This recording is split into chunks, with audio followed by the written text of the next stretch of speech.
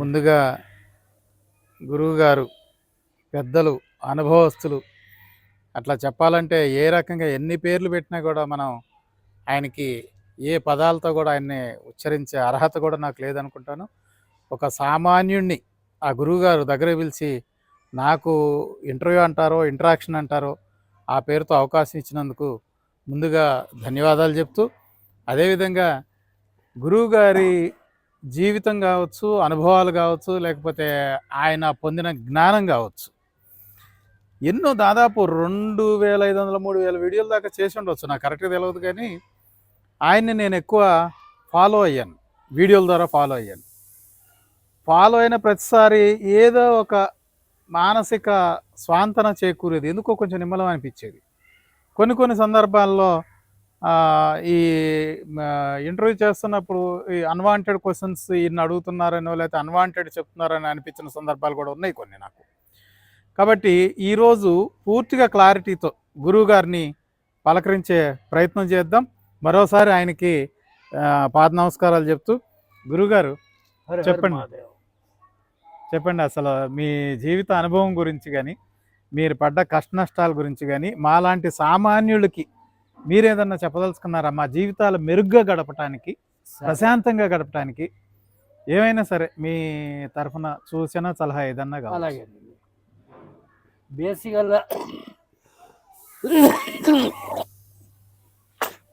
బేసికల్గా నా తలకు ఆరిజిన్ గురించి చెప్తా. ఎందుకంటే ప్రపంచానికి నన్ను బాగానే తెలుసు. మీ ఛానల్కి నా ఇంట్రడక్షన్ చేసుకోవడం నాకు అవసరం లేదా? బేసికల్గా నేను ఒక తమిళ, పుట్టింది పెరిగిందంతా Vijayawada.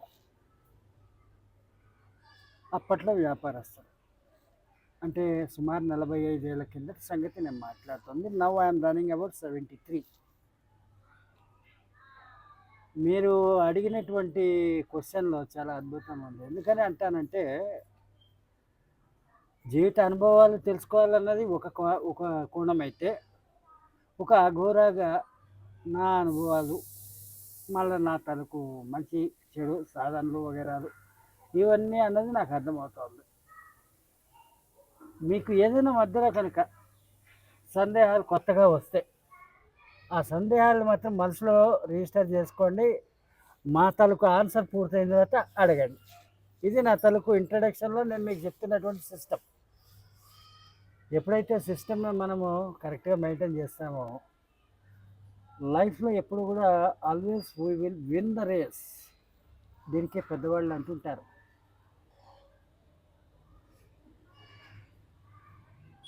Slow and get victory. తొందరపడే దానివల్ల ఏమవుతుంది? యాక్సిడెంట్లే కదా. మనం రోజు చూడట్లేదా? ఇది అఫ్కోర్స్ యువత కోసం నేను చెప్తున్నటువంటి మొట్టమొదటి మెసేజ్. స్లోగా వెళ్ళండి. మీ ఇళ్లలో మీ భార్యలు కానీ, భార్యలు అంటే 100 మంది అని కాదండి, ఎవరికైనా ఉండేది ఒకటే భార్య. నేను కామనైజ్ చేసి మాట్లాడతాను. భార్యలు కానీ, పిల్లలు కానీ, తల్లిదండ్రులు కానీ మీకోసం ఎదురు చూసే వాళ్ళు చాలామంది ఉంటారు. స్లోగా వెళ్ళండి, యాక్సిడెంట్లను అవాయిడ్ చేయండి. సాధ్యమైనంత వరకు 99% ట్రాఫిక్ రూల్స్ని పాటించండి. అప్పుడు యాక్సిడెంట్లు జరగవు.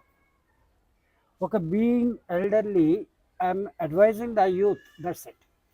Of course this is my opinion. దీన్ని ఎవరేమనుకున్నా నాకు అవసరం లేదు.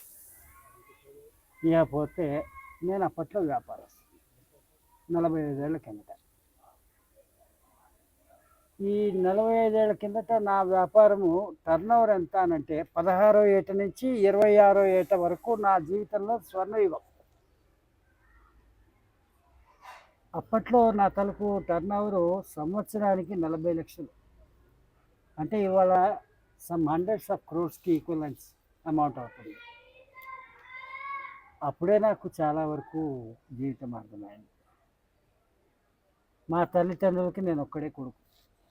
వాళ్ళకి ఎప్పుడు కూడా అనారోగ్యం.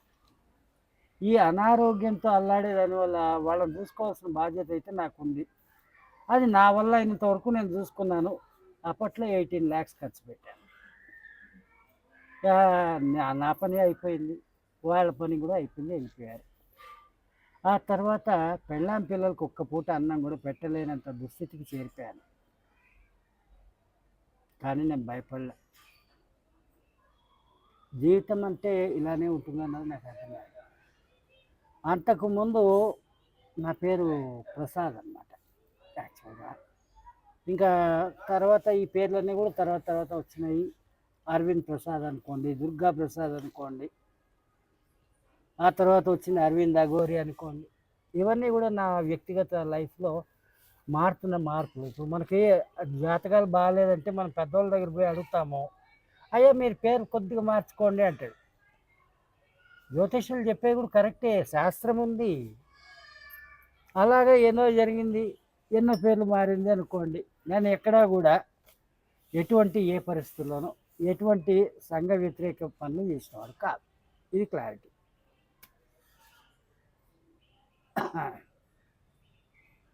ఆ రోజుల్లో అలా ఉండింది. బాగా రిచ్గా ఉన్నప్పుడు ప్రసాద్ గారు అన్నవాళ్ళు. డబ్బంతా పోయిన తర్వాత ప్రసాద్ ఇక్కడ అనే పరిస్థితిని నేను చూశాను. ఓ లైఫ్ అంటే ఇలా ఉంటుంది. అలాంటప్పుడే ఏ మనిషికైనా ఇలాంటి పరిస్థితులు వచ్చినప్పుడు నేను అందరికీ చెప్పేది ఒకటే, ధైర్యంతో జీవితాన్ని గెలవడానికి ప్రయత్నించాలి. మనలో ఆత్మస్థైర్యము, ధైర్యము రెండు ఉన్నాయంటే జీవితాన్ని మనం ఎట్టి పరిస్థితుల్లో ఓడిపోమని, గెలుస్తూనే ఉంటాం. ఇది అక్కడి సంగతి. ఆ తర్వాత పొట్ట చేత్తో పట్టుకుని బీహార్కి వెళ్ళాను. అక్కడ గ్రామ రాజకీయాలు ఉంటాయి, రౌడీజాలు ఉంటాయి, అన్నీ ఉంటాయి. సింగిల్గా వెళ్ళాను. మా భార్య పిల్లలంతా కూడా ఇక్కడ ఈరోజు అమరావతి అంటారే, అది వాళ్ళ సొంతూరు అనమాట. అక్కడ ఉండేవాళ్ళు. వాళ్ళ మెయింటెనెన్స్ వగేరాలన్నీ కూడా నాదే. నేను ఎక్కడైనా ఉండను కానీ అక్కడి నుంచి డబ్బులు పంపించేవాడు. ఆ రోజుల్లో మనీ ఆర్డర్లు ఉన్నాయిగా, జీవితం గడిచేది. నేను అక్కడ సింగిల్గా బతికేవాడు. అక్కడ రాజకీయం ఉంటుంది, రౌడీజం ఉంటుంది, అన్నీ ఉంటుంది. అన్నీ చేసినవాడే, జీవితాన్ని బాగా చూసినవాడు. అయిపోయి ఒక 5 సంవత్సరాలు కష్టపడ్డాను. అక్కడ కరెంటు కూడా ఉండదండి. కరెంట్ అన్నదే ఉండదు ఆ ఊర్లో. ఇప్పుడు కూడా కరెంట్ ఉందో లేదో నాకు డౌటే. అలాంటి మారుమూల ప్రదేశాలు, రిమోట్ ఏరియాస్. ఈ మధ్యకాలంలో బింబిసార అని ఒక సినిమా వచ్చింది. అందులో బింబిసారుడు తాలూకు రాజ్యం ఏదైతే ఉందో త్రిగర్తల, ఆ త్రిగర్తలే అది అనుకోండి. రాజ్గిర్కి జస్ట్ ఒక 15-20 కిలోమీటర్ల దూరం నేను ఉండినటువంటి ప్రదేశం. అంటే ఆనాటి బింబిసారుడు సామ్రాజ్యంలో ఈనాడు ఉన్నటువంటి వ్యక్తిని నేను. ఆ కథ వగేరా అంతా కూడా బాగా తెలుసు. ఇదంతా కూడా ఒకదానికి ఒక సంబంధం లేని మాటలు మాట్లాడుతున్నాను అనుకోకండి. జీవితం అంటేనే అలానే ఉంటుంది. ఒకదానికొకటి కనెక్టివిటీ ఉండేది జీవితమే కాదంటాను నేను. అక్కడ అలాగ బతికాను. ఒక 5 లక్షలు సంపాదించుకున్నాను, వచ్చాను. అప్పట్లో నాకు ఉద్యోగం లేదు, వ్యాపారం లేదు, వ్యవహారం లేదు, ఏమీ లేదు. 2 పిల్లలు, పెళ్ళాము. హైదరాబాద్లో మెయింటెనెన్స్ ఎలా? నేనేం చేసేవాడు, అప్పట్లో టెలిషాపింగ్ నెట్వర్క్ ఉండేది కదా, ఆ సామాన్లు ఎక్కడ దొరుకుతాయని నాకు తెలుసు. బాంబేలో దొరుకుతాయి. అక్కడి నుంచి హోల్సేల్గా తెచ్చేవాడు. నేను రిటైల్గా డైరెక్ట్ మార్కెటింగ్ చేసిన విత్ ప్యూర్ అండ్ ప్యూరిటీ. అదే టైంలో ఈనాడులో విలేకరులు కావాలి అని చెప్పి యాడ్ పడింది. ఆ యాడ్లో నేను చూసి మంచి ఉద్యోగం. ఎందుకంటే జర్నలిజం అంటే నాకు చిన్నప్పటి నుంచి మంచి ఇంట్రెస్ట్, మంచి స్క్రిప్ట్ రైటర్ కూడా నేను. సో ఈ జాబ్ మనకి బాగుంటుంది అనుకున్నాను. 1 సంవత్సరంన్నర పనిచేశాను. ఆ సంవత్సరంన్నర పనిచేసేటప్పటికి ఈనాటి జర్నలిజం ఎలా ఉందో నాకు అర్థమైపోయింది. ఇక చాలు రనైనా మనకి ఇదొద్దు, ఇంతకు మించి అని అనుకున్నాను. డెక్కన్ రానికల్కి వెళ్ళిపోయినా. డెక్కన్ రానికల్లో ఏంటంటే స్టేషనరీ స్టాఫ్. ఈనాడులో ఏంటి, స్ట్రింగరు. ఈనాడులో వచ్చి నెలకు 1000 రూపాయలు సంపాదించేవాడు. ఆ తర్వాత డెక్కన్ రానికల్లో 2000 రూపాయలు సంపాదించేవాడు. అలాగా 5 ఏళ్ళు పనిచేశాను డెక్కన్ రాణికల్లో. జీతం పెంచలేదు, పర్మనెంట్ చేయలేదు. ఎంతకాలం భరిస్తాం? థామస్ దగ్గరికే వెళ్ళిపోయాను నేరుగా. ఇంక చేసేదేం లేదు. అప్పట్లో థామస్ సీఈఓ. ఇప్పుడు ఉన్నాడో లేదో కూడా తెలియదు థామస్.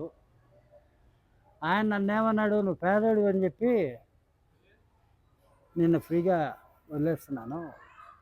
నీకు ఇచ్చే 2,000 రూపాయలు జీతం ఇక్కడుండే ఏ నా కొడుకు ఇచ్చినా ఆడు పని చేస్తాడని" నాకు కొంచెం హర్ట్ అయ్యాను. ఎందుకంటే కడుపుకు లేక ఉద్యోగం చేసేవాడు మధ్యగతి మనిషి. అలాంటి వాళ్ళని ఏ నా కొడుకైనా అని అంటే అందరికీ ఉద్యోగం ఇచ్చినారు కాబట్టి వీళ్ళేమో వాళ్ళకి తండ్రులా? ఎంత బూతు మాట అది. సరే, మంచి టైం వస్తుంది, నేను చెప్తాలే. ఈరోజు నువ్వు ఇచ్చావు, తీసుకుంటున్నా, రేపు నీకు ఇచ్చేయాలట. రిటర్న్ గిఫ్ట్ లేకుండా నేను వెళ్ళను అని చెప్పి అనుకున్నా. అదేంటి 28వ తారీఖు, 1వ తారీఖు జీతం వచ్చేస్తుంది. 1వ తారీఖు మధ్యాహ్నం 12 గంటలకు జీతం తీసుకున్నా. సెక్షన్కి పోయినా, అయ్యా ఈ రోజు నుంచి నేను రావట్లేదు. ఎందుకు? ఏమైంది అరవింద్? ఏం లేదు, జీతం పెంచమని అడిగితే ఆయన ఈ మాట అన్నాడు. ఇప్పుడు నేను నా స్టైల్లో చెప్తాను. ఇక్కడ ఉండే ఏ నా కొడుకైనా 2,000 రూపాయలు ఇచ్చి పని చేయించుకుంటానంటే చేయించుకోమని ఆ నా కొడుక్కి చెప్పండి. అందరూ నాకు కొడుకులే, మర్యాద మీరితే. ఏదైతేనేమి ఆర్గ్యుమెంట్ వద్దు. నేను పర్మనెంట్ స్టాఫ్ కాదు, నాకేం పిఎఫ్ లేదు, గ్రాడ్యుటీ లేదు. మీ పని మీరు చూసుకోండి, ఏనా కొడుకైనా ఉంటే చేయించుకోండి పని. వెళ్ళిపోయాను. ఆ తర్వాత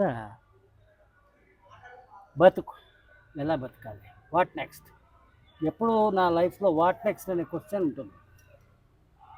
ఆ వాట్ నెక్స్ట్ కింద నేనేం చేశాను, ఇంటికి వచ్చాను. నాకు ఆ రోజుల్లోనూ అలవాటు ఉంది, ఈ రోజుల్లోనూ ఉంది, ఎప్పుడు ఉంటుంది కూడా. జీతం తీసుకున్న రోజు మాత్రమే తాగుతాను, ఇంకో రోజు తాగను. ఆ రోజుల్లో సంగతి. ఒక పెగ్ బిగిస్తూ మా ఇంటి ఆమెను పిలిచాను. అమ్మ, మనకు ఇంకా బతుకు కోసం పోరాటం చేసే సమయం వచ్చేసింది, నాకు అర్జెంటుగా కంప్యూటర్ కావాలి. నువ్వేమీ అనుకోనంటే నా మీద నీకు నమ్మకం ఉంది కదా? ఉందండి.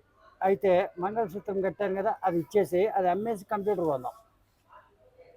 అలా కొద్ది గొప్ప బంగారం ఉంటే అంతా అమ్మేసి కంప్యూటర్ కొన్నాను.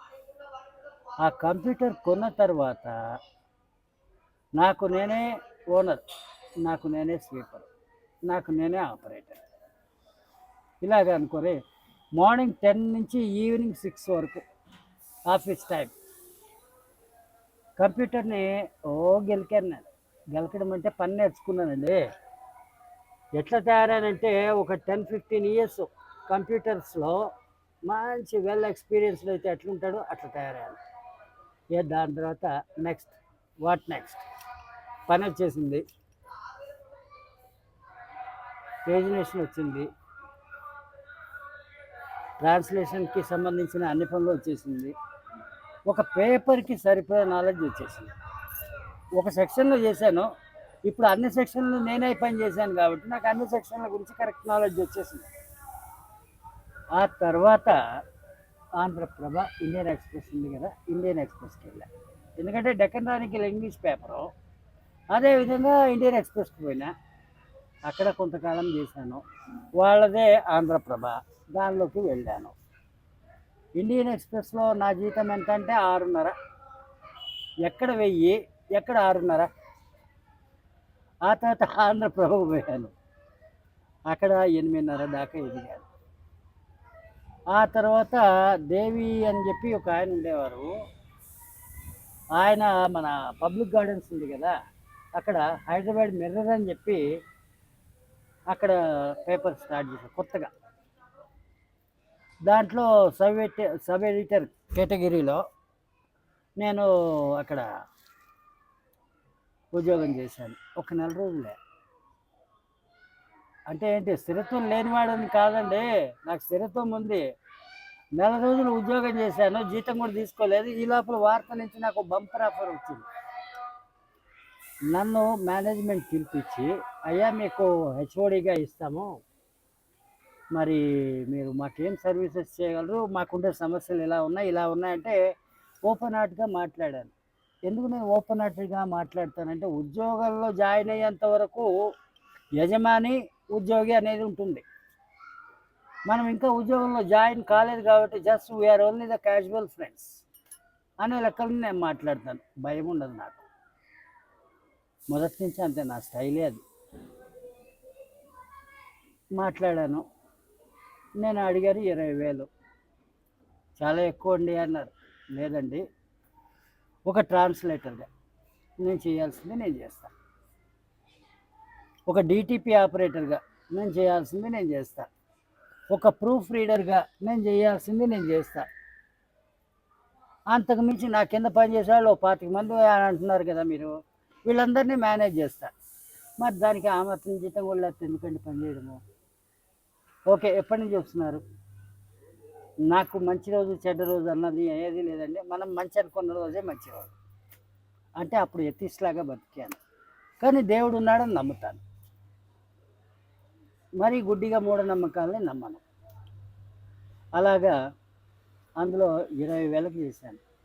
వాట్ నెక్స్ట్ అంటే ఏంటి, లైఫ్ మొత్తం చూసేసినట్టే కదా, బేసిక్ నుంచి టాప్ లెవెల్ దాకా. వాట్ నెక్స్ట్ అంటే ఏంటి, అసలు ఏంటి, మనం ఎక్కడ మొదలుపెట్టాం, ఎక్కడికి చేరాము, అలా చేరిన దానికి ఈరోజు మనం ఏంటో మనకు అర్థమైంది. ఈ కార్పొరేట్ సంస్థలు, ఈ ఉద్యోగులు అంటే, కార్పొరేట్ సంస్థలు నా దృష్టిలో లారీ ఓనర్లు, లారీ డ్రైవర్లు. ఉద్యోగులు మగవాళ్ళైనా సరే ఆడవాళ్ళైనా సరే. ఇక్కడ ఎవరైనా ఆడవాళ్ళు ఉంటే దయచేసి క్షమించాలి. లాండర్ చేత్తో పట్టుకుని, మరచెంబు ఇంకో చేత్తో పట్టుకుని సిగ్నల్స్ ఇస్తూ ఉంటారు హైవే పక్కన. అలాంటి వాళ్ళతో సమానమని నేను నమ్ముతాను ఉద్యోగుల్ని. మళ్ళీ చెప్పండి మాట. లారీ డ్రైవర్ కార్పొరేట్ సంస్థలో లాండర్ ఒక చేతిలో, మరచెంబు ఇంకో చేతిలో, రోడ్డు పక్క నుండి లారీ డ్రైవర్లకు సిగ్నల్స్ ఇస్తుంటారు. అంటే మీ ఉద్దేశం వ్యభిచారంలోనే? అలాంటిదే. కాదని ఎలా అంటారు చెప్పండి? ఇప్పుడు కార్పొరేట్ సంస్థలు లారీ డ్రైవర్ అయితే, ఉద్యోగులు ఎవరైనా వ్యభిచారులు అయితే గ్యారంటీ కరెక్టే. నేను మాటే కరెక్టు. కార్పొరేట్ సంస్థ ఏనాడైనా దివాలా తీసిపోతే అక్కడ కొన్ని ఏళ్ళుగా, దశాబ్దాలుగా పనిచేసిన వాడు ఏమైనాడో వాడికి అవసరంలే. వాడి సేఫ్టీ వాడికి ముఖ్యం. వాడు జీతం ఇవ్వలేకపోయాడు, వీడు కూడా కమిటెడ్గా పనిచేయడు.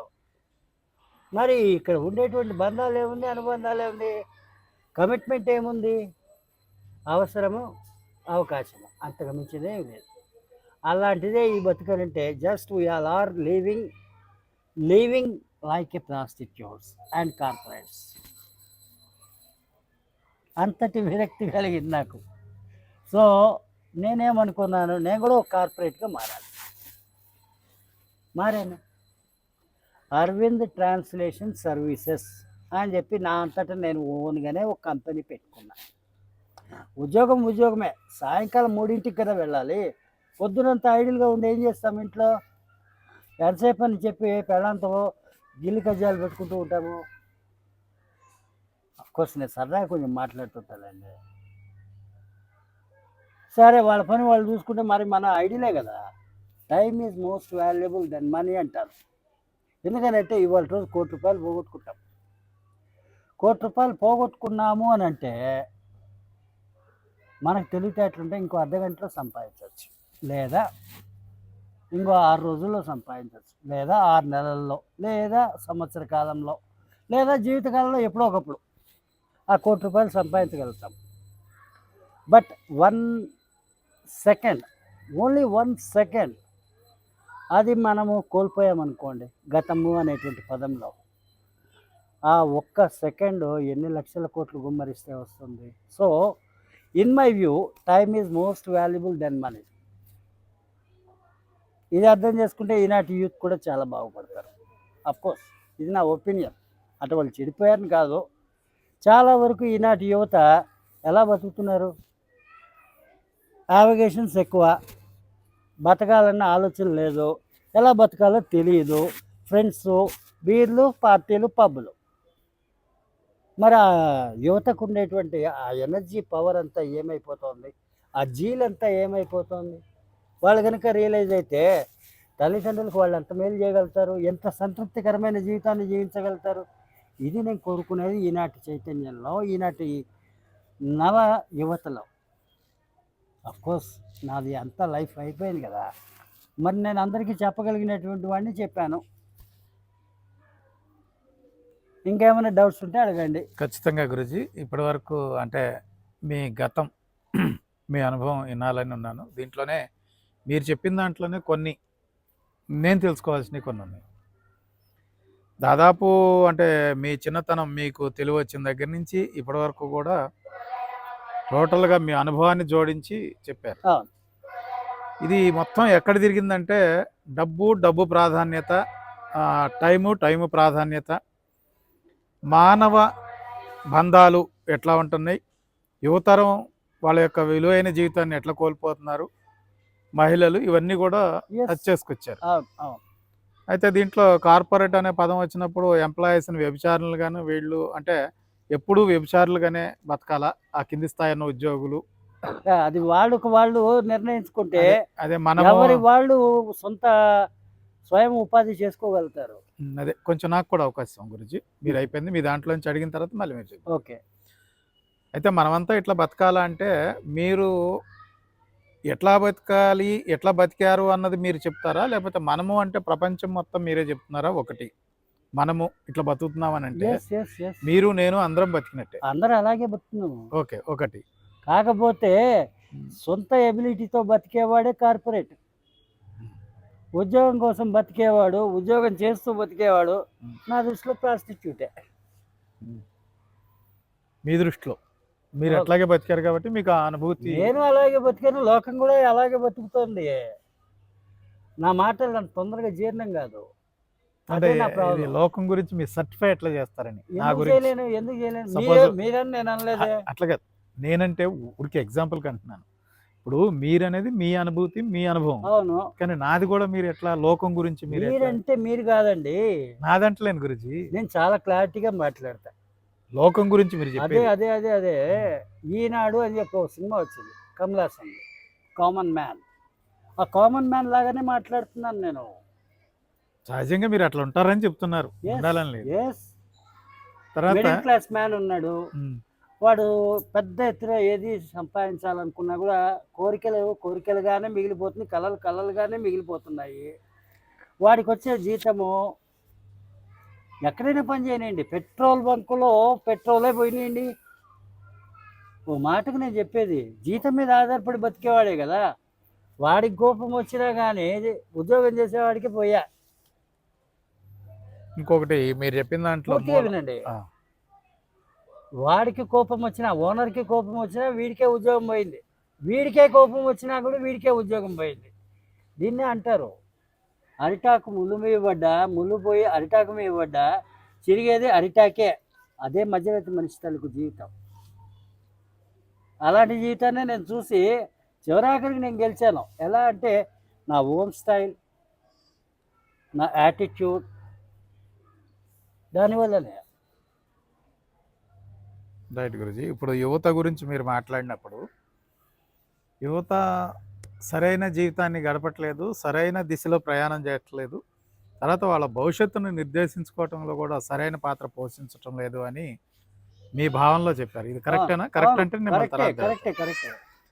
ఇప్పుడు యువత మీద మీకున్న అభిప్రాయాన్ని మీరు బలంగా చెప్పారు. నేను కూడా అదే అభిప్రాయంతో ఉన్నాను. అవునండి. కానీ ఇక్కడ నేను మీ తరఫు నుంచి అంటే మిమ్మల్ని పెద్దలుగా, గురువుగా నేను భావిస్తూ అట్లాగే సమాజం కూడా మిమ్మల్ని అట్లాగే తీసుకుంటుందని నా అభిప్రాయం. నేను అనేది ఒకటే అంటానండి, ఎవరు ఎలా తీసుకుంటారన్నది నాకు ఇమ్మెటీరియల్. కొంచెం నేను ఏమిటో నేను అదే. నాది కంప్లీట్ అయిన తర్వాత మళ్ళీ ఓకే చెప్తాను. అండి.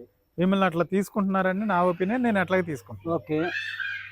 ఇప్పుడు మీరు చెప్పిన మాటల్లో ఒకసారి ఏం చెప్పారంటే నేను జీతం వచ్చినప్పుడు ఒకసారి తీసుకుంటాను, ఇప్పటికీ తీసుకుంటున్నాను, రేపు కూడా అట్లాగే ఉంటాను. మీరు ఎట్లా ఉంటున్నారు అనేది నా క్వశ్చన్ కాదు, సమాజం క్వశ్చన్ కూడా కాదు. ఇప్పుడు మీరు ఆధ్యాత్మికంగా ఒక్కొక్క మెట్టు ఎతుక్కుంటూ అఘోరి స్థాయికి వెళ్ళారన్నది నా ఒపీనియన్. ఇది కరెక్టేనా? కరెక్టే. అఘోరి స్థాయి అనేది ఆధ్యాత్మికంగా ఉన్నత స్థాయి అని నేను భావిస్తున్నాను. అది అవునండి. కరెక్టేనా? అవునండి. ఇంతటి ఆధ్యాత్మికంగా ఇంతటి ఉన్నత స్థాయికి ఎదిగి, అంతటి స్థాయికెళ్ళి, అంతటి జ్ఞానాన్ని పొందిన తర్వాత, మీరు ఇటువంటి మాటలో లేకపోతే ఇటువంటియో చెప్తే అంటే యూత్ గూడా అంటే ఆధ్యాత్మికత అంటే మనం ఆ జ్ఞానాన్ని పొందుతూ గూడా ఈ పనులు చేయొచ్చు. ఇట్లా అవునండి. ఉండొచ్చు. అవునండి.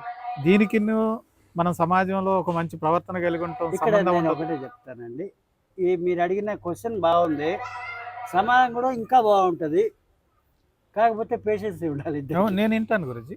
నాకు అభ్యంతరం లేదు. నేను నేను మీరు చెప్పిన దాంట్లోనే యెస్. యెస్. తీసుకుంటాను. యెస్. యెస్. ఇప్పుడు మీరున్నారు. మీరిందాక అడిగారు నన్ను. అయ్యా మీరు అందరికీ మార్గదర్శకమైనటువంటి ఉన్నతమైన వ్యక్తిని అని నేను నమ్ముతున్నాను. మరి ఇలాగ మీరు మందు తాగుతాను అది ఇది అని చెప్పి చెప్పొచ్చునా అని అన్నారు. ఇది యూత్ ఎలా తీసుకుంటుంది అన్నది నాకు అక్కర్లా. యూత్ అయినా సరే నా దృష్టిలో ఒక పెద్ద బూతు. నేను బూతులు మాట్లాడట్లేదండి. యూత్ అంటేనే పెద్ద బూతు అని అంటున్నాను. ఆ యూత్ అంతా నన్ను తిట్టుకుందే అనుకోండి, నాకొచ్చిన నష్టం ఏంలా. నాకు 73 అన్నీ అయిపాయే. ఇప్పుడు నన్ను పొగిడితే నాకేంటి, తిట్టుకుంటే నాకేంటి? ఇదే ఒక గొప్ప వైరాగ్యం అంటారు. ఇప్పుడు దేవుడున్నాడు. అంటే దేవుడితో సమానమని నేను అంటలా. అంతకు మించి అని కూడా నేను అంటాను. దీని అర్థం వేరే విధంగా తీసుకోకండి. సత్యం మాట్లాడేటప్పుడు శివుడు నేను, పరీక్షించేటప్పుడు దత్తాత్రేయుడు, అర్థం చేసుకుంటే కృష్ణుడు. మరి వాళ్ళు ఈ భూమి మీదకి వస్తే ఏంటి పరిస్థితి? ఒకడు ఉన్నాడు, శివుడిని చూశాడు. వాడు వాడి ఫ్రెండ్తో చెప్తుంటాడు, అయ్యా పొద్దునే ఒక పాములోడు వచ్చాడు రా, 10 రూపాయలు ఇస్తే కానీ వాడు వదిలిపెట్టలే. ఆ పామును చూపిస్తాడు, కాటేపిస్తాను అంటాడు. ఇంక ఈయన్ని ఎట్లా వదిలించుకోవాలా అని చెప్పి ఆడికి 10 రూపాయలు ఇచ్చి వదిలించుకునే లోపల నా తల ప్రాణం తోక్కొచ్చింది అంటాడు. వీడు నిజానికి 10 రూపాయలు ఇచ్చాడో లేదో ఆ శివుడు అనేటువంటి వాడికి తెలియాలా, ఇచ్చానని చెప్పినటువంటి వీడికి తెలియాలా. అదేవిధంగా దత్తాత్రేయ చరిత్ర చదివితే మీకు అర్థమవుతుంది. దత్తాత్రేయుడు ఎలా ఉంటాడంటే almost he's a mad man అన్నట్టుగానే ఉంటాడు. ఆయన్ని చూసి కూడా ఈ మనిషి అనేటువంటి మూర్ఖుడు, ఎవడో పిచ్చివాడు వచ్చాడు రా, గ్రానైట్ ఎత్తి నెత్తి మీద వేస్తానంటున్నాడు, ఆడికి 10 రూపాయలు ఇస్తే కానీ ఆడు వదలలేదు అని అంటాడు. ఇక కృష్ణుడు, ఈ దసరాకి వేరే సీజన్ లేదు లాగుందే, అదేందో ఇత్తడో తెలీదు పుత్తడో తెలీదు, ఏదో నగలన్నీ వేసుకొని వచ్చాడు. ఒంటి మీద ఏమో పట్టు చీరలు అంట, చేతులేనేమో పిల్లని గ్రోవ్ అంట, వాడు కృష్ణుడు అంట. మరి జనాల తాలూకు దృష్టిలో సాక్షాత్ శివుడు పరిస్థితి అది, దత్తాత్రేయుడి పరిస్థితి, మరి కృష్ణుడి పరిస్థితి కూడా అదే. కానీ వీళ్ళందరూ కూడా వాళ్ళని ఆ విధంగా కామెంట్ చేసి వదిలేస్తున్నారు కదా. నేనంటే కూడా ఎవరో అందరికీ తెలుసు కదా, అది రోడ్డు అని కూడా చూడరు, సాగిలి పడి దండం పెడతారు. మరి వాళ్ళు గొప్ప, నేను గొప్ప. ఇది గొప్పనా దిబ్బనా అన్నది కాదు, అంతకు మించి అంటే దాని అర్థం అదే. ఈ శివతత్వం, దత్తాత్రేయ తత్వం, కృష్ణతత్వం మూడింటిని కూడా కలగలుపుగా అర్థం చేసుకుని నరాల్లో జీర్ణింపజేసుకుని దాంతో నేను మాట్లాడుతున్నాను, దాంతో జీవిస్తున్నాను అంటే ఆ శివుడు నేనే,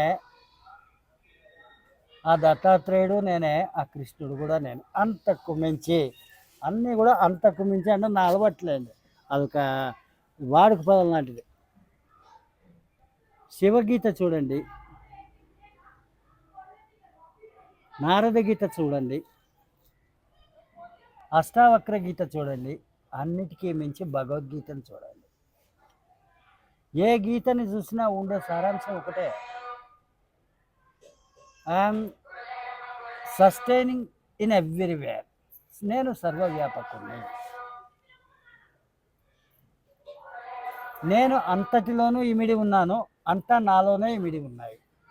నేనే అన్నీ, అన్నీ నేనే అన్నప్పుడు మరి పరమాత్మ స్థితి అదే అయినప్పుడు ఆత్మకు పరమాత్మకు ఉండే స్థితి ఏమిటి అని అంటే అదే నేను చెప్తోంది. చాలా అద్భుతమైనటువంటిది. ఆత్మ అన్నది పరమాత్మకు ప్రతి ఇమేజ్. అసలు ఆ పరమాత్మ అయితే దాని తలకు ఇమేజ్ ఉంటుంది కదా, అది ఆత్మ. ఆత్మకి ఇంకా ఇమేజ్లు ఏమేమి ఉన్నాయి అని చూసుకుంటే 1 బై 1 చెప్తాను. ఆత్మ తర్వాత జీవుడు, ఆ జీవుడి తర్వాత ప్రాణం, ప్రాణం తర్వాత మనస్సు, మనస్సు తర్వాత బుద్ధి, బుద్ధి తర్వాత క్రియ, క్రియ తర్వాత ఫలితం. మనమంతా మంచి ఫలితాలే కదా కోరుకుంటున్నాము. So what we have to do? We have to do good things. Good things చేయాలి అని అంటే మనకు ఆలోచన విధానము సద్బుద్ధిని కలిగి ఉండాలిగా. మనం ఏం చేస్తున్నాము? పక్కింటి వాడిని అలా దోచుకున్నాము. అలా దోచుకుని మనం పట్టుబడిపోతే వాడి నుంచి అలా తప్పించుకుందాము. ఇదేగా దరిద్రగొట్టు జీవితము. ఇంకా వీళ్ళకి మంచి ఎక్కడ జరుగుతుంది? మంచి పనులు చేస్తుంటే సద్బుద్ధిని కలిగి ఉంటాం. సద్బుద్ధిని కలిగి ఉంటే సత్మనస్సును కలిగి ఉంటాం. సత్మనస్సే సత్ప్రాణం, సత్ప్రాణమే సజ్జీవుడు, సజ్జీవుడే సదాత్మ, సదాత్మే పరమాత్మ. దీన్నే అహం బ్రహ్మాస్మి అంటారు. ఈ యొక్క తత్వాన్ని అర్థం చేసుకోకుండా ఇంతేనా, ఇలా ఉంటారా, అవునా అని అనుకుంటే ఎవరు పిచ్చోళ్ళండి? ఎవరికి మూర్ఖత్వం ఎక్కువ ఉంది? అఫ్కోర్స్ నేను ఎవరిని బ్లేమ్ చేయటంలా. ఇక్కడ నెక్స్ట్ పాయింట్కి వస్తున్నా. ఈ స్వామి మందావుతానని చెప్పేవాడు ఈడేం స్వామి కదా ఆయన అనుకోనండి, తప్పేం లేదు. Just I'm relaxing with my life అలా అనుకున్నా తప్పు కాదు. అంతకు మించి మాకు పంచమకరాలనే ఉన్నాయి. అఘోరాగా మాకు పంచమకరాలనే ఉన్నాయి. మద్యము తాగుతాము అంటే మత్తు, వాట్ ఎవర్ ఇట్ ఈస్. మత్తు అన్నదే నేను మద్యాన్ని స్వీకరిస్తున్నాను. ఆ తర్వాత మాంసం తింటాము, తప్పలేదు. అది మనిషి మాంసమే తింటామని అందరూ అనుకుంటారు. మనిషి మాంసం అని ఎప్పుడూ అనుకోకూడదండి. మా గురువు మాలో ఉండేటువంటి పటుత్వాన్ని, ఆయన పట్ల మాకుండే నమ్మకాన్ని పరీక్షించడం కోసమే ఆయన కాలుతున్న శవంలోంచి ఒక చిన్న ముక్క తీసిస్తాడు. కాదు కూడదు అని అనకుండా తినాలి, తినగలగాలి, అది ఆ జీర్ణింపజేసుకోవాలి. మళ్ళీ శరీరంలో ఏ విధమైనటువంటి ఇది రాకూడదు. అంత గొప్ప స్థితిలో వాడు సక్సెస్ఫుల్గా ఉంటే అలాంటి వాడికి గురువు అనేటువంటి వాడు అఘోర దీక్ష ఇస్తాడు. అలాగే నేను కూడా మనిషి మాంసం తిన్నవాడు. అట్లా అని చెప్పి పీక్కు తిన కదా, ఆ మొక్క ఏదో ఇస్తాడు ప్రసాదం మాదిరి, ఆ మొక్క తిన్నాము, అయిపోయా. నేను ఆయనకి ఎదురు చెప్పలేదు కాబట్టి ఆయన నన్ను నమ్మినాడు, నాకు దీక్ష ఇచ్చినాడు, నేను మెయింటైన్ చేశాను. ఆయన తర్వాత ఆయన నన్ను అడిగాడు, నేను కూడా ఆయన్ని అడిగాను, అయ్యా మనిషి జీవితం అంటే ఏమిటి? ప్రతి ఒక్కటి ధనం మూలం ఇదం జగత్ అంటున్నారు. పొద్దున్న లేచి నిద్ర లేవగానే టీ తాగడం అలవాటు కదా మనిషి అన్నవాడికి. మరి మీరేమో డబ్బే అవసరం లేదంటున్నారు, మీరు ఎలా టీ తాగుతారు? నేను ఈరోజు మీకు చాలా ఓపెన్గా అన్ని రివీల్ చేసి మాట్లాడుతున్నాను. అప్పుడు ఆయన అన్నాడు, నువ్వు ఛాయ్ దుకాణానికి పోతున్నావు, అడగాల్సిన రీతిలో అడిగితే ఎందుకు ఇవ్వడు? నీలో అహంకారం ఉంటే ఇయ్యడు, అడుక్కో, తప్పలేదుగా. బిచ్చగాడిగా బతికేవాడికి బిచ్చమెత్తుకుంటే తప్పేముంది? కానీ వినయము విధేయత ఉండాలా. అహంకారంతో అడిగితే ఎవడు ఇవ్వడు అన్నాడు. ఎలాగండి చెప్పండి అని చెప్పి సైగల ద్వారా ఆయన నాకు నేర్పించాడు. ఓహో, ఇలా బిచ్చమెత్తుకోవాలని నాకు అనిపించింది. నేను అదే సిస్టమ్ని పాటించాను. అది ఏమిటి అని అంటే దాని గురించి చెప్తాను. లేకపోతే కథ పక్కదో పడుతుంది. దీనిలోకి వెళ్దాం, పంచమకరాల్లోకి. మద్యము, మాంసము, ఆ తర్వాత మైథునము అనేది ఇంకోటి ఉంది. అది కూడా మకారమే. మైథునము అంటే చాలామంది నన్ను అడిగేవాళ్ళు, అంటే ఏంటండి, వాళ్ళకి పాపం తెలుగు రాదు, నాకు ఇంగ్లీషు బాగా వచ్చు, మరి నా వీక్నెస్ నాది. నేను అప్పుడు చెప్పేవాడు, మైథునము అంటే it is none other than intercourse between male and female. ఇంత క్లియర్గా చెప్పిన తర్వాత కూడా అది ఎలా చేస్తారండి, ఏంది ఇదంతా వెటకారమా వేళాకోళమా? ఇలాంటి ప్రశ్నలు అడిగిన వాళ్ళకి ఎలా సమాధానం చెప్పాలో అలాగే చెప్పినాను, అది వేరే సంగతి. ఆ తర్వాత మంత్రము, అది కూడా మకారమే. ముద్ర, అది కూడా మకారమే. ఈ పంచమకారాలు అన్నది మాతలకు సాధనల్లో అంతర్భాగం. So we're not at all doing any wrong things, we're living with purity and clarity. ఇక్కడికి చెప్పాల్సింది చెప్పాను, ఇంకేదైనా అడిగితే అది అడగండి. అయితే గురుజీ ఇక్కడ నాకు కొంచెం ఎక్కువ టైం ఇవ్వాలి మీరు, ఎందుకంటే ఆ?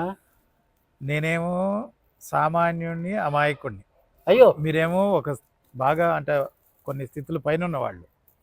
కాబట్టి నాలాంటి వాళ్ళు ఇంకొంతమంది ఉంటే వాళ్ళకు కూడా అర్థం కావాలి, తెలవాలని, నేను తెలుసుకుంటూ వాళ్ళకు కూడా తెలవాలని వెరీ గుడ్, అడుగుతున్నాను. Very good, I'm welcoming you. అయితే ఇక్కడ మీరు, నేను ప్రశ్నిస్తూనే ఉంటాను, మీరు అవును కాదు అని షార్ట్ ఫామ్లో చెప్పాలి కొంచెం. చెప్పడం చేత కదండి, మీరు క్వశ్చన్లు అడగడం ఈజీయే, సమాధానం చాలా పెద్దది ఉంటుంది. అంటే తర్వాత మళ్ళీ పోనీ నేను కూడా మిమ్మల్ని అడుగుతాను క్వశ్చన్లో, ఉమ్. మీరు చెప్పండి సమాధానం. నాకు తెలిసిన అయితే చెప్తా గురించి. మీకు తెలిసిదే చెప్పండి, షార్ట్ ఫామ్లో 1 2 3 అనే దానిలోనే చెప్పండి చూద్దాము. అడగండి, ఏదన్నా అడగండి. It cannot be possible, life is big. ఒక ట్రాన్స్లోకి వెళ్ళిపోతాము. అంటే నా ఉద్దేశం ఏంటంటే ఒక అనుభవాన్ని చెప్పడం అంటే ఒక ట్రాన్స్లోకి వెళ్ళిపోతాము. ఆ రోజు ఏం జరిగింది, అనుభవం నుంచి అనుభవం కాదు. రావాలంటే- ఇప్పుడు వరకు మీరు చెప్పిన దాంట్లో నుంచే కొన్ని సూక్ష్మంగా తీసుకుని దాన్ని నేను తెలుసుకోవాలనుకుంటున్నాను. సరే, మీరు ఎందుకు గడ్డం పెంచుతున్నారు? నేను గడ్డం పెంచడానికి కారణం ఏమి లేదు, మా ఇంట్లో ఎవరో ఇబ్బంది పట్టలేదు కాబట్టి పెంచుతున్నాను. మరి ఇన్ని మాటలు చెప్తేనే కదా ఆ గడ్డానికి ఒక రూపురేఖలు వచ్చింది. అవును. మరి నేనెందుకు గడ్డం పెంచుతున్నాను? మీ ఆ పంచమకారాల్లో అట్లాంటివి ఏమైనా ఉన్నాయేమో నాకు తెలియదు. మాకేం గడ్డాలు మీసాలు అంటూ ఏం లేదు, మేము ఎట్లా ఉండాలనుకున్నా ఉండొచ్చు, మమ్మల్ని ఎవరు అడిగేవాళ్ళే. సరే, ఒక జనరల్ క్వశ్చన్ అడుగుతాను. అడగండి. ఇప్పుడు మనం నివసిస్తున్నటువంటి ప్రదేశము, ప్రాంతము, మన అలవాట్లు, మన పద్ధతులు ఏవైతే ఉన్నాయో ఇవన్నీ మన చుట్టుపక్కల, అంటే మన సమాజం నుంచి కానీ మన నుంచి కానీ మనం చేస్తున్న పనులు, మనం చేసే కార్యాలు, మాట్లాడే మాట, ఇవన్నీ కూడా ఇంకొకళ్ళ మీద ప్రభావం పడే అవకాశం ఉంటుందంటారా లేదంటారా? నన్ను అడిగితే నేను ఒకటే చెప్తానండి, షార్ట్లో చెప్తే అసలు ఇంకో నేను ప్రశ్న. చాలా షార్ట్లోనే చెప్తాను. చేతగానోడు బ్లేమ్ చేయడానికి ఫలానా వాడే ప్రభావం అని చెప్తాడు, చేతనైన వాడికి ఎటువంటి ప్రభావం ఎక్కడ ఏర్పడదు. ఇది క్లారిటీ. ఇప్పుడు సినిమాలు ఉన్నాయి గురూజీ, లేకపోతే ఇట్లాంటి మాధ్యమాలు ఏదైనా కానీ ఇట్లాంటివి ఉన్నాయి, అది చూసినప్పుడు వాటికి ప్రభావం మొత్తం అయ్యే అవకాశం ఉందంటారా లేదంటారా? పోనీ ఈ సెక్స్ ఫిలిమ్స్ లాంటి ప్రభావితం అవుతారా అవరా? అది ప్రభావితం అని అంటే నేను ఫోర్నోగ్రఫీ గురించి వస్తున్నాను. అంటే అవుతారా అవరా అవునండి, అంటే నేను మళ్ళీ అడుగుతాను. అదే ఫోర్నోగ్రఫీ గురించి వస్తున్నాను. ఫోర్నోగ్రఫీలో చూడడం ద్వారా ఎమోషనల్ ఇది ఖచ్చితంగా ప్రభావం చూపిస్తుంది. దానివల్ల 3 నెలల పసిగుడ్డును కూడా రేప్ చేసేటువంటి రేపిస్టులు ఉన్నటువంటి సమాజంలో ఉన్నాం. చాలు గురించి, చాలా అంతవరకు చాలు. ఇప్పుడు మీరు అదైతే ఎట్లయితే ప్రేరేపితం చేస్తుందని ఒప్పుకున్నారు, అది అట్లాగే మత్తు అనేది గంజాయి కావచ్చు, లేకపోతే ఈ విస్కీ, బ్రాందీ ఏదైనా కావచ్చు, ఇది కూడా ప్రభావితం చేస్తుంది కదా ఇంకోటి. ఇక్కడ నేను అనేది ఒకటేనండి, మీకు అలవాటు ఉందా? ఉంది, మందు అలవాటు ఉంది, ఉంది గురించి. మరి ఆడవాళ్ళు ఎవరు? తడిగాలి పొడిగాలి. అర్థం కాలే గురించి. అవునండి, ఆడగాలంటే భార్య, తడిగాలి పొడిగాలి. అర్థం కాలేదు గురించి. తడిగాలి పొడిగాలంటే అక్కమ్మ పక్కమ్మ. నిజంగా నేను చాలా క్యూట్ గాను షార్ట్ గాను అడుగుతున్నాను, సమాధానం చెప్పండి.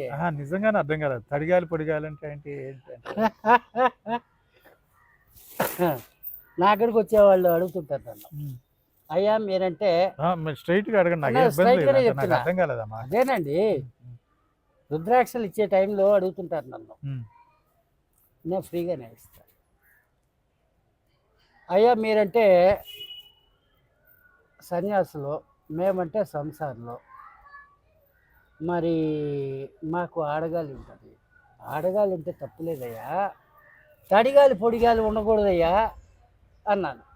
తడిగాలి పొడిగాలి అని అంటే అక్కమ్మ పక్కమ్మ, మన భార్య కానటువంటి ఇంకో పరాయ స్త్రీ, ఓకే ఓకే ఓకే. అది పనికిరాదు అంటుంటాను. మరి అలాగే మీకు అక్కమ్మలు పక్కమ్మలు ఉన్నారా? లేదు గురుజీ. మరి లేదు కదా. మరి ఎవడో నా బొట్టువాడు తలచెడిన పాడుమూడ కొడుకు అనుకోండి, తప్పే లేదు, ఎరికి తగ్గేదే లేదు. మీకు అలవాటు చేస్తుంటే మీరు చేసుకుంటారా? అరే దానిలో చాలా ఎంజాయ్మెంట్ ఉంటుంది అని అంటే మీరు వింటారా? అంటే ప్రభావితం అవుతారు ప్రభావితం అనేది. ఎవ్వరు కారండి. మన బుద్ధి ప్రభావితం అయింది అని అంటే మన మనసులో కోరికలు ఉన్నాయి. కరెక్ట్. ఇప్పుడు ఇదే నాకు కావాల్సింది. ఎస్, ఇక్కడ నాకు కావాల్సింది వచ్చింది. మీరు ఏం చెప్పదలుచుకున్నారంటే ఏ వ్యక్తి అయినా సరే వాళ్ళు మానసికంగా నిశ్చలంగా ఉంటే వాళ్ళు ఏం చేయదలుచుకున్నారు అదే చేస్తారు తప్ప ఎవరికి ప్రభావితం కారు అనేది ఎవరికి ప్రభావితం ఒక కాదు. మాట మీరు ఎవరు కూడా వాళ్ళని ప్రభావం చేయలేరు, చేయలేరు. ప్రభావితం చేయలేరు. మీరు కొన్ని సందర్భాల్లో ఈ అఘోరి ఆ, దీనికి తత్వానికి ఎదిగి అక్కడి నుంచి బయటకు వచ్చి సమాజానికి సేవ చేయడానికి వచ్చానని చెప్పారు. అవునండి, అప్పుడు అది అఘోరీనే, ఇప్పుడు కూడా అఘోరీనే. ఉమ్. లైఫ్ టైం నాది నడిచేటువంటిది. ఇంతవరకు కరెక్టేనా? సమాజాన్ని సేవ చేయడానికి వచ్చారా? అవునండి. మరి సమాజానికి సేవ సమాజానికి సేవ అంటే మీరేం చేస్తున్నారు? కాదు కాదు, అలా అది అడగండి. కాదు, ఆ క్వశ్చన్ కాదు. అది అది తప్పలే గురించి అట్లా అడగట్లేదు. సమాజానికి సేవ చేయటం అంటే ఏదో మాట ద్వారానో మీకు ఏ పని ఎట్లయినా చేయొచ్చు. కానీ ఇప్పుడు మీరు చేసే పని ప్రభావితం చేయనప్పుడు ఏ రకమైన సేవ చేస్తారు? మీ మీ నేను అదే వ్యక్తిత్వం కానీ చెప్పదలుచుకున్నా, అదే నేను చెప్పదలుచుకున్నా. ఇప్పుడు ఉదాహరణకి నేను సాధనలు చేశాను. ఐ గాట్ ఎన్లైట్మెంట్ అంటే జ్ఞాన సాక్షాత్కారము అనుకోండి, లేదా శివ జ్ఞానం అంటే సాక్షాత్కారం గురుజీ? అనుకోండి. జ్ఞానం అంటే జ్ఞానం అంటే సామాన్యుడి గుడ్ దృష్టిలో నాలెడ్జ్, మంచి అంటే రియలైజేషన్ మంచి ఆఫ్ ది అంటే? లైఫ్. మంచి అంటే అదేనండి ఎన్లైట్మెంట్ అన్నాను నేను.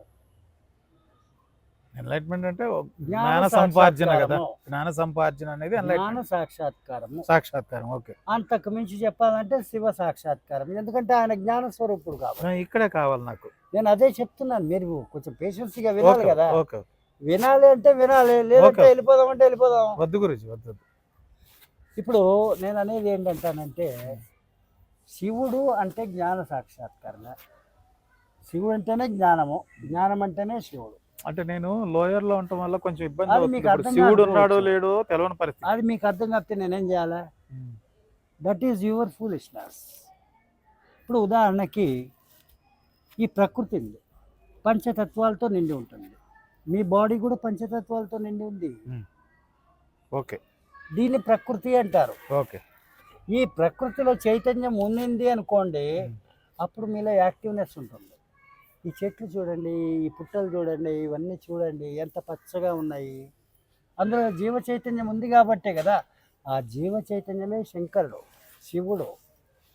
శివగీత అయినా ఏం చెప్పాను, నారద గీత అయినా ఏం చెప్పాను, అష్టావక్ర గీత అయినా ఏం చెప్పాను, భగవద్గీతలో అయినా కూడా ఏం చెప్పాను ఇందాక.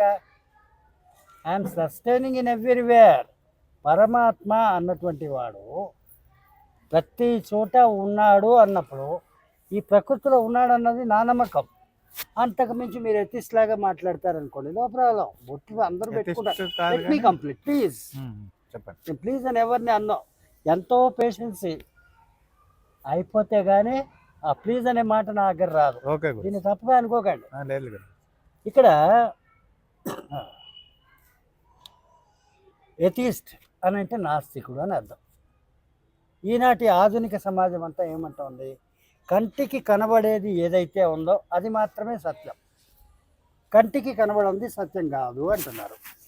ఓకే, నేనైతే కంటికి కనబడింది కూడా సత్యమని నేను నమ్ముతున్నా. ఇప్పుడు ఈ కరెంటు వైర్లు ఉన్నాయి, ఎక్కడో చోట్ల బల్బ్ వెలుగుతోంది కాబట్టి అందులో కరెంట్ ఉందని మీరు నమ్ముతున్నారు. నేనేమంటున్నాను, కరెంటు కంటికి కనబడదు కాబట్టి నువ్వు రుజువు చేయి. కరెంట్ ఉందని పట్టుకో, షాక్ కొట్టిందనుకో, అప్పుడు నీకు అర్థమవుతుంది దానిలో కరెంట్ ఉందని, నాకు అర్థమవుతుంది దానిలో కరెంట్ ఉందని. ఓకే, మరి నాకు కరెంటు షాక్ కొట్టిందయా జీవితంలో, అందుకే పట్టుకున్నాను శివుణ్ణి. నేను ఆయన వదలలేను, గిలగిలా కొట్టుకుంటున్నా. అర్థమైందా రాజా? అంటాను. ఇప్పుడు ఏమైనా అర్థమైందా, అర్థం కాలేదా? అంటే ఇది మామూలుగా అందరూ ఆధ్యాత్మిక ఆధ్యాత్మికంగానే సాధకులు, మాట్లాడుతున్నానండి. గురువులు అందరూ చెప్పే విషయమే. కానీ నా సమస్య, నా తెలివి తక్కువతనాన్ని నాకు అది తెలియదుగా, అదే అడుగుతాను, తెలిస్తే ఎంత చెప్పండి. ఎంతైనా నాకు తెలియదుగా. అదే తెలిస్తే చెప్పండి. ఎందుకనంటే ఒక చిన్న కథ చెప్తాను. ఎంటర్టైన్మెంట్ చేయడంలో కూడా నా అంతటి మించిన వాడు లేడు. తెనాలి రామకృష్ణుడు ఉన్నాడు. ఒకరోజు సభకి లేటుగా వచ్చాడు. శ్రీకృష్ణదేవరాయలు అడుగుతాడు, ఏంటి ఇంత లేటుగా వచ్చావు, నీకు అసలు సమయపాలన లేదా? ఏం చేయమంటారు ప్రభు, మా మనవడిని సముదాయించి వచ్చే లోపల ఈ పరిస్థితి, ఇంత టైం అయింది, ఏమిటి సమస్య ఏంటి? ఆయనకి చాలా క్యూరియాసిటీ ఎక్కువ. ఎందుకంటే సమస్యలు విధిస్తుంటాడు, సమస్యలకి ఆన్సర్ తెలుసుకోవాలనుకుంటాడు, జస్ట్ మీలాగే. సరే, ఒక చెంబు ఉంది, ఆ చెంబులో ఏనుగు పెట్టాలంటాడు. ఎలా? దాంట్లో ఏముంది, ఏదైనా బొమ్మ పెట్టిండొచ్చు కదా. కాదు, ఆ చెంబులో ఏనుగు పెట్టాల్సిందే అని అంటాడు. వాడిని ఎలా సముదాయించాలి? సరే, చెంబు తీసుకురానంటే ఏనుగు పట్టేంత చెంబు తీసుకొచ్చాం. కాదు, ఆ చెంబు కాదు, ఈ చెంబులోనే పెట్టాలి అని అంటాడు. మరి ఎలా వాడిని సముదాయించాలి? వాడిని సముదాయించేటప్పటికి ఈ టైం అయింది, అందుకే లేట్ అయింది, సమయపాలన పాటించలేకపోయిన దానికి క్షంతవ్యుణ్ణి అని చెప్తాడు. మరి ఎంతటి చతురుడండి తెనాలి రామకృష్ణుడు. మీరు కూడా అంత చతురులే. అయ్యో కాదండి. అవును. అయితే గురుజీ, ఈ భగవద్గీత అనేది కూడా మీరు బాగా గౌరవించి అవును, తర్వాత మీరు ఆ తత్వంలో జీవిస్తున్నారని నేను అనుకుంటున్నాను. అవును. భగవద్గీతలో నాకు తెలిసిన ఒక చిన్న ముక్క ఏంటంటే, కృష్ణుడు అర్జునుడితో బోధించిన టైంలో, లేకపోతే బోధించిన కొన్ని విషయాల్లో మనిషి జీవితం ఎట్లా ఉండాలి, ఎట్లా ఉండకూడదు, ఏం చేయాలి, ఎట్లా చేయాలి, ఎప్పుడు చేయాలి, ఎప్పుడు చేయకూడదు, ఇవన్నీ కూడా అంటే ఒక నిర్దేశించి మానవుణ్ణి అంటే కొన్ని కొన్ని నియమాలకు లోబడి బతకాలి అనే శాస్త్రపరంగా. ఏమోనండి మీరు చెప్పేది భగవద్గీత, మీరు చెప్పండి. నేను అన్నిటికీ కరెక్ట్గా చెప్తాను. ఓకే ఓకే, ఇది ఇది అయిపోయిన తర్వాత చెప్పండి, మీరు చెప్పండి. అంటే కొన్ని నియమ నిబంధనలకి, శాస్త్రపరమైనటువంటి నియమ నిబంధనలకు లోబడి ఉండాలి జీవితం అనేది. లేదండి, భగవద్గీతలో నియమ నిబంధనలు అనేది లేదు. మీకు తెలిసిన భగవద్గీత అదేమో, నేను ఎక్కడ చదవలేదాన్ని. ఓకే. ఇక్కడ మొట్టమొదటి ఏమంటాడు కృష్ణ, ధర్మక్షేత్రే కురుక్షేత్రే అన్నారు. మనం కురుక్షేత్రంలో ఉన్నాము ధర్మయుద్ధం చేయడానికి. మరి ఉభయ సేనలు 18 అక్షోహిణీలు, దుర్యోధనుడి పక్షాన ఉండేది 11 అయితే మన పక్షాన ఉన్నది 7. బలంలో వాళ్లకు ఎక్కువ ఉంది. అసలు ఎవరెవరు ఎక్కడ ఉన్నారు, ఎవరెవరు ఏమిటి అన్న తెలుసుకోవాలని కోరికగా ఉంది. ఉభయ సేనల మధ్యకి తీసుకువెళ్ళి కృష్ణ అని అంటాడు. అంటే కృష్ణుడు ఉభయ సేనల మధ్యలోకి తీసుకొస్తాడు. అక్కడ మొదలవుతుంది భగవద్గీత. ఈ పక్క చూస్తే భీష్ముడు, వంశవృద్ధుడు, కృపాచార్యుడు, గురువు, ద్రోణాచార్యుడు అంతకు మించిన గురువు, అశ్వత్థామ అద్భుతమైనటువంటి వీరుడు, కర్ణుడిని మించిన వాడు లేడు. అమ్మో అమ్మో, ఇలాంటి వాళ్ళని మించి మనము యుద్ధం చేయగలమా? ఒక భయము నాది వచ్చింది. అంతకు మించి అవతల పక్షంలో ఉన్న వాళ్ళందరూ నా అన్నలదమ్ములే, అవతల పక్షంలో ఉన్న వాళ్ళందరూ నా బావలే, నా తండ్రులే, నా తాతలే. మరి నా మనవాళ్ళు ఉన్నారు, నా కుమారులు ఉన్నారు. ఇంతమందిని నరమేధంలో సంహరించి ఈ రాజ్యం కోరుకోవడం అవసరమా? నాకు అవసరమా? నేను కూడా మా తండ్రి లెక్క సన్యాసం తీసుకుని వెళ్ళిపోతా, బిచ్చమెత్తుకుని బతికినా చాలు, కానీ రక్తపు కూడు నేను తినలేను అంటాడు. అది భగవద్గీత మొదలు. అప్పుడు చెప్తాడు, ఇదం క్షాత్రం ఇదం ధర్మం. నువ్వు క్షత్రియుడివి, రాజ్యం వీరభోజ్యం, యుద్ధం చేయకుండా రాజ్యం సంపాదించలేవు. అవతల వాళ్ళు నీ బంధువులు అనుకుంటున్నావు, బాంధవ్యాలు అనుకుంటున్నావు, బంధాలు అనుకుంటున్నావు, అనుబంధాలు అనుకుంటున్నావు. ఇదంతా భ్రమ. నీ దృష్టిలో వాళ్ళందరూ బతుకున్నారని అనుకుంటున్నావు, వాళ్ళు ఎప్పుడో చనిపోయారు. జస్ట్ కేవలము పరమాత్మ ఆడిస్తున్నటువంటి ఆటలో కీలుబొమ్మలే. వాళ్ళు ఎప్పుడో చనిపోయారు అంటారు. అలా మొదలవుతుంది 2వ అధ్యాయము. ఇలా చూసుకుంటే 18 అధ్యాయాలు. అన్నీ చెప్పడానికి అంత సమయభావం లేదు. అవును గురుజీ. కానీ ఇది లాజికల్గా అర్థం చేసుకుంటే యుద్ధం చెయ్యందే ఏది సాధ్యం కాదు. అది బతుకు పోరాటమైనా సరే, కుటుంబ పోరాటమైనా సరే. ఇప్పుడు ఈ చెప్పిన దాంట్లో ఎట్లా ఉండాలి, ఎట్లా ఉండకూడదు, ఏం చేయాలి, చేయకూడదు అని ఏమీ లేదండి. అర్జునుడికి ఇక్కడ నేను చాలా క్లారిటీ ఇస్తాను. ఎదుటి వాళ్ళు అధర్మంతో ఉన్నారు అని అంటే మనము ధర్మచింతనతో జీవిస్తూ వాళ్ళకి లొంగిపోయినామంటే ఆ లొంగిపోయిన వాడు కూడా అధర్మపరుడే. సో జైసా తాల్ వైసా మిల్ అంటే ఎలాగ ఉన్నాడో ఎయిటివాడు వాడిలాగా మనం జీవించడమే కరెక్టు. ఈ కలియుగంలో మనం గెలవాలంటే అన్యాయస్తుడు మనం అన్యాయం చేయాలనుకుంటే అన్యాయంగా అయినా కానీ వాడిని తుదముట్టించడమే correct. So there is no system win the race. అదేదో సినిమాలో మహేష్ బాబు అంటాడు, అందరూ 10 మైల్ స్పీడ్లో పరుగులు తీస్తుంటే you have to run 11th mile అని. నేనైతే ఏమంటాను తెలిసిన, అందరూ పరుగులు తీసే 10 మైల్ స్పీడ్ అయితే you have to run with 100 mile speed. That is my difference between me and Mahesh Babu.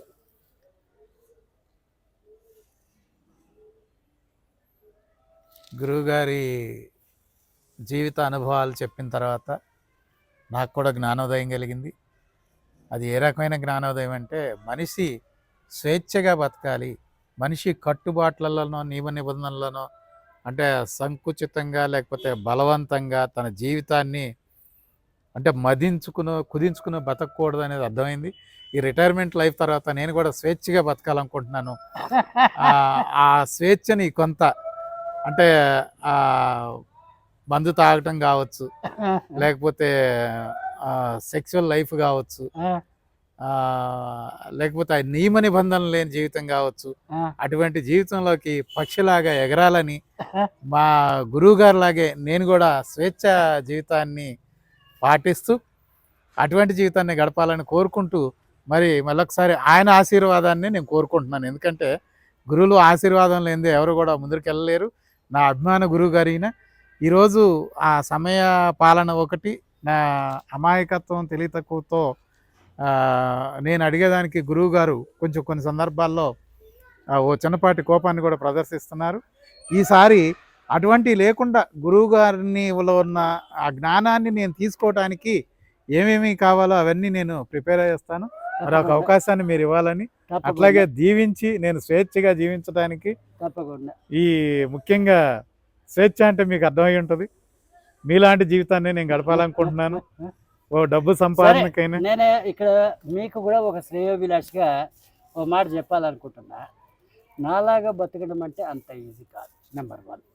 Number 2, నాలాగా బతకాలి మీరు కోరుకుంటే, పాపం మీ శ్రీమతి గారు వంటింటి కుండేలని చెప్పారు ఇందాక. అంటే ఆమెనైతే మనం ఇప్పుడు చూడలేము, అవును ఆమె ఇంట్లో ఉంది. మరి శ్రీమతి గారి తాలూకు పర్మిషన్ తీసుకుని స్వేచ్ఛగా రండి, అప్పుడు స్వేచ్ఛ గురించి మాట్లాడదాం. హర హర్ మహాదేవ్. గురుజీ దీవించండి. హర హర్ మహాదేవ్. హర హర్ మహాదేవ్.